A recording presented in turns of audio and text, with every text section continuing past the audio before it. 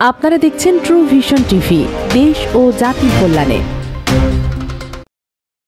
সোমবার 11 আগস্ট বাংলাদেশ সাংবাদিক সমিতি দাউদকান্দি উপজেলা শাখার আয়োজনে অনুষ্ঠিত হল এক আনন্দঘন নৌভ্রমণ। প্রধান অতিথি হিসাবে উপস্থিত ছিলেন কুমিল্লা জমিনের সম্পাদক, লেখক ও সাংবাদিক শাহজাদা ইমরান। এছাড়াও উপস্থিত ছিলেন উপদেষ্টা মণ্ডলীর সদস্য ওমর ফারুক মিয়াজি, কালের কণ্ঠ, হানিফ খান, নয়া দিগন্ত, শাহাব উদ্দিন, মোহনা টিভি, সভাপতি মোহাম্মদ কামরুল হক চৌধুরী, ডেইলি অবজারভার, সহ সভাপতি হোসাইন মোহাম্মদ দিদার, বাংলাদেশ টুডে, সাধারণ সম্পাদক মনির হোসেন, গণমুক্তি সহ কমিটির অন্যান্য সদস্যরা।